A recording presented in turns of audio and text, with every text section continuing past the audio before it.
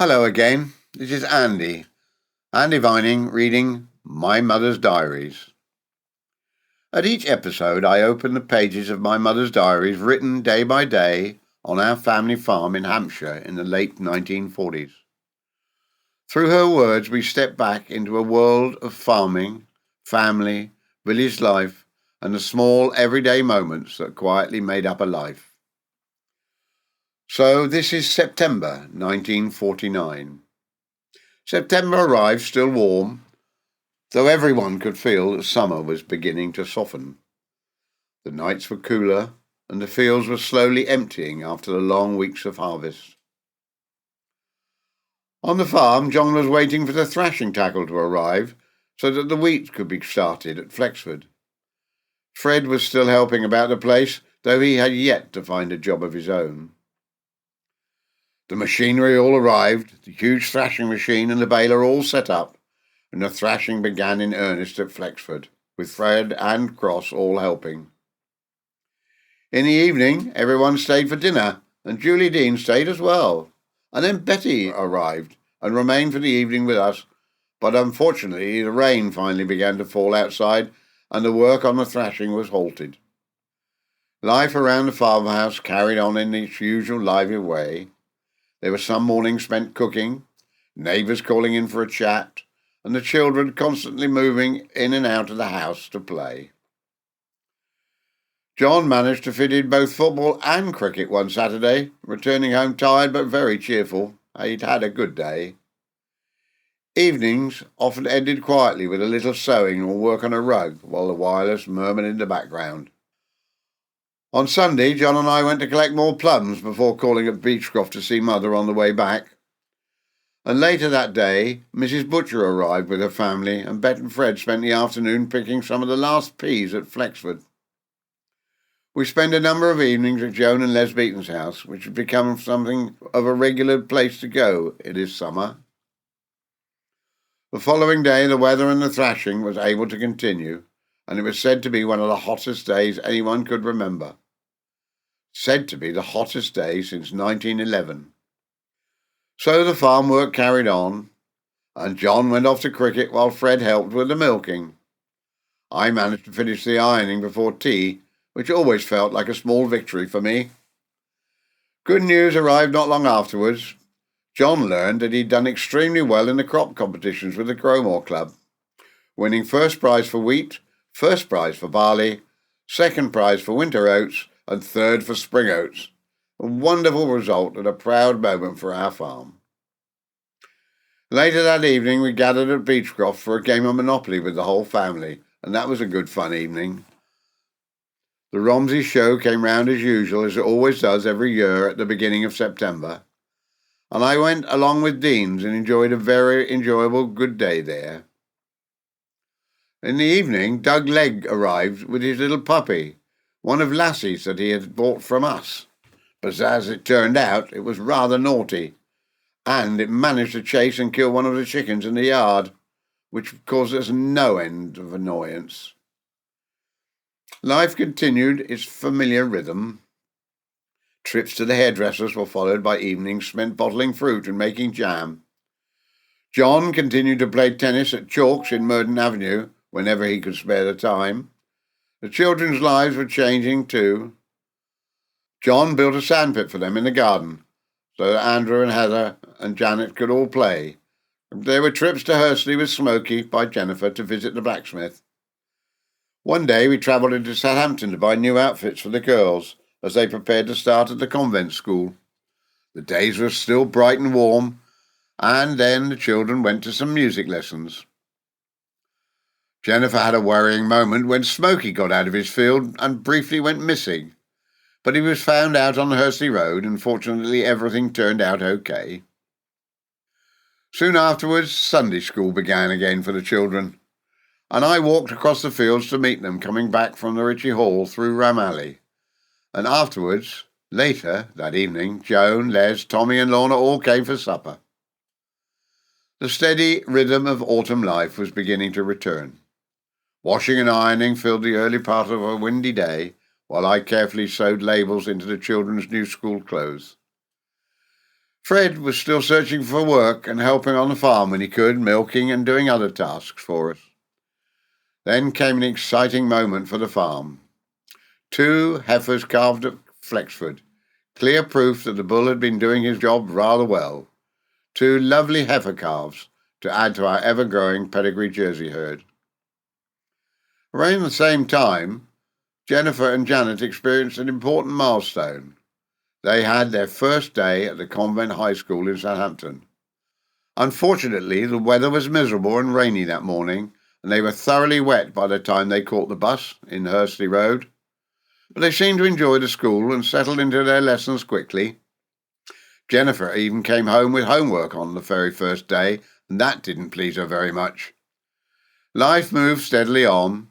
There were shopping trips into Southampton, cups of tea at Beechcroft, and visits to the Beatons' house to collect one of their old hens which they wanted to put with ours. One particularly enjoyable outing came on a Saturday with the gymkhana. Jennifer rode Smoky, while Janet rode Patchy, and the whole family travelled over together to watch. It was a splendid day, finished off with lunch at the Thatches and tea later at Frank White's new house. Janet was very pleased as she came second on her pony Patchy, so she thoroughly enjoyed the day. Back at the farm, work continued. Mr. Cross helped pick pears at Flexford, and the Sunday attended children's school, and Mother and Bella came for tea before everyone headed over to Dunford's farm beyond Bishopstoke for the evening. The farm animals also needed attention. The vet arrived to test the heifers for tuberculosis, TT testing as it's called, and a very worrying process for any farmer. Fortunately, every one of our 22 heifers passed the test, which was great relief indeed. Meanwhile, the autumn rains began to arrive. Properly they came down. One day it poured without stopping, filling the duck pond at last, so at least the ducks were pleased to have more water to swim in. John and the men spent the next day lifting potatoes from Flexford under Nightwood, while I worked steadily in the kitchen bottling fruit and making jam. Life on the farm continued to revolve around work and community. There were funerals to attend, visits into the village and Eastleigh, and quiet evenings spent sewing. Jennifer began attending events at the stadium for jumping competitions, while friends dropped in for tea afterwards. Family visits filled many Sundays. One afternoon we drove to Mottisfont to visit John's cousins, uncle and aunt. Back home, Bet and Fred looked after things and later stayed for supper. By the end of the month, life brought some welcome news. Fred finally had a good chance of a job at Bishop's Waltham with a company called Duke's. Not long afterwards, the news was confirmed. Bet and Fred would indeed be moving to live in Ovington in the Red House.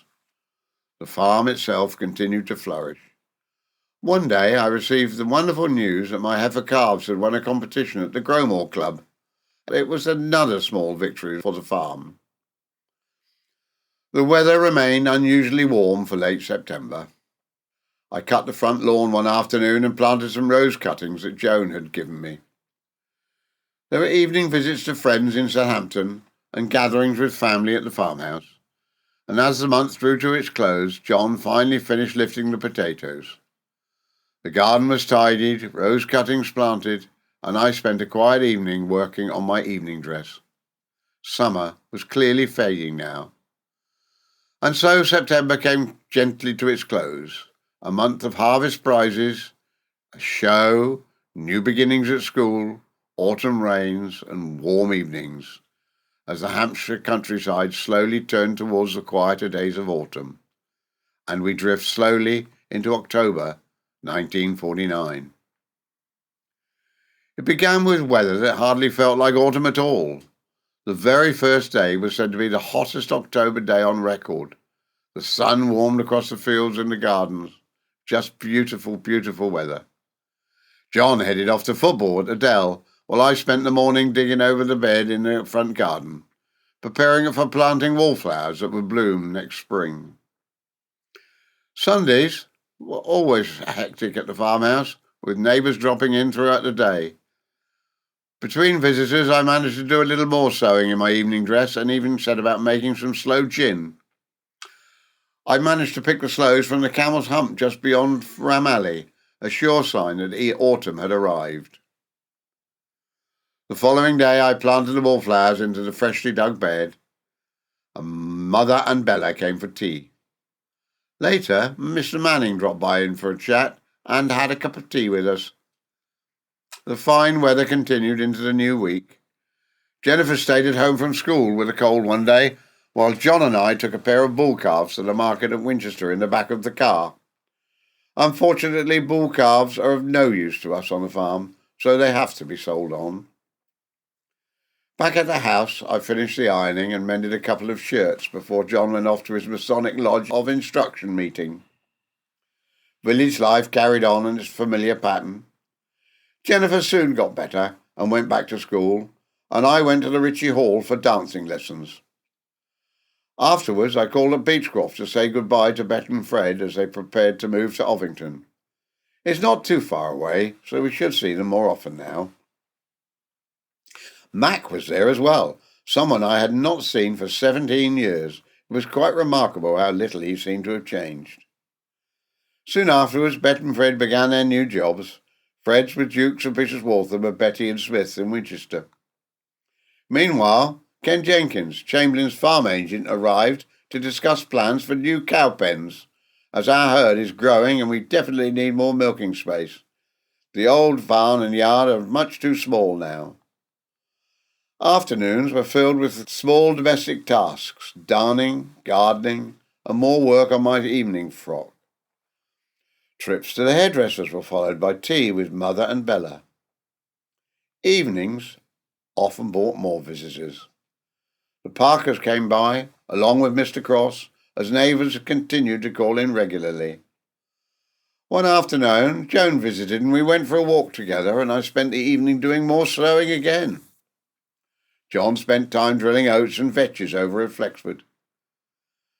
Visitors arrived one after the other. Trenfields called to collect some potatoes, Mac and his family calling in, Nora Baisley and her family coming for tea, and Frank and Jean dropping by later. And I also managed to cut out new petticoat while all this was going on. Children's parties filled some of the weekends. One afternoon we went over to the Buckets farm near Allington Lane for Derek's party, while Mr. Cross later helped move some pullets in the evening into the arks in the front field. Gradually the weather began to change. 1 week of beautiful weather seemed almost too good to last, and soon afterwards the rain began to arrive. Even so, there were still moments of brightness. One lovely afternoon I walked to the hall for dancing and enjoyed the sunshine on the way home. Bet and Fred returned for the day at Beechcroft, and I popped over to see them for a while. Nora and George were there as well, and in the evening John went off to a Growmore meeting, and he spent the day shooting next day and returned home with 2 pheasants, which I later prepared for cooking. Trips to the Romsey market followed, and John and the men were drilling wheat at Flexford, while I worked on the garden. Then, unfortunately, afterwards I felt rather unwell. I went down with a chill, feeling really miserable. We still managed to trip into Eastleigh for errands. That evening Joan and Les came for supper, and we enjoyed the pheasants from the shoot that John had brought home the other day. The middle of October brought colder mornings, sometimes misty but still bright. Neighbours continued to arrive, Johnny calling for a chicken feed, Mr. Cross bringing chrysanthemums, and family gathering for tea. Yet illness seemed to be spreading. John began to feel unwell with the same complaint that had troubled me, and Uncle George, too, was suffering. Rain returned again with force. Stormy days kept everyone indoors, and I spent one afternoon cleaning and working on my rug beside the log fire in the dining room. The following Monday brought the usual washing and ironing, though a heavy shower swept across the farm late in the afternoon. Still, the routine of village life continued. Dancing at the hall went on, evening in the dreadful weather. John had a pig slaughtered, an important task that meant fresh meat for the household. Soon afterwards we held what became known as our pig evening. Joan and Les arrived, along with Tommy and Lorna, and everyone gathered to enjoy the fresh pork. Even in stormy weather there were moments of celebration. One evening we went to dinner at the King's Court to celebrate Joan and Les's wedding anniversary. Tom and Lorna were there too, making it a very cheerful evening despite the rain. The weather worsened as the month went on. Jennifer needed a visit to the doctor because she'd been unwell again, but the doctor suspected worms, for goodness sake. So medicine was issued. Let's hope that sorts out the problem. Shopping trips into Southampton provided new shoes and evening shoes, along with a shirt for John.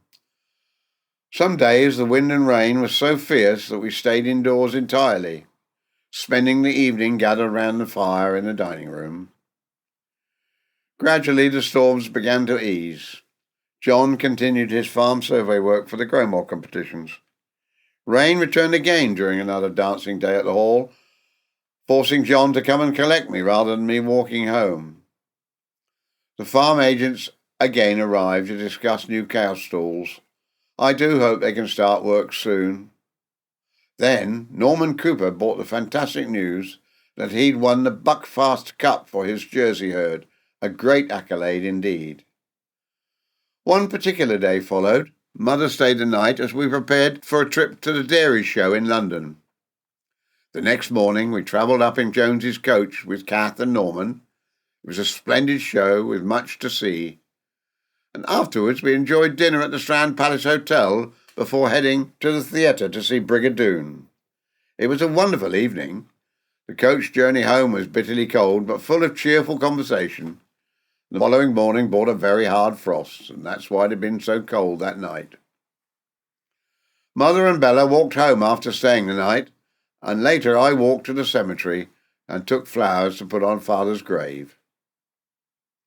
That evening I listened again to excerpts from Brigadoon on the wireless before going to bed early, thoroughly tired from the trip of the day before. The final days of October were quieter. John went to football to watch Saints at the Dell, of course, and Bet and Fred came home for the weekend, and we all gathered at Beechcroft for supper. Mr. Cross arrived with more chrysanthemums one morning, then he and Tommy went apple picking at Flexford. Another evening was spent at the Parker's house for supper, and as October came to its close, half-term arrived for the girls.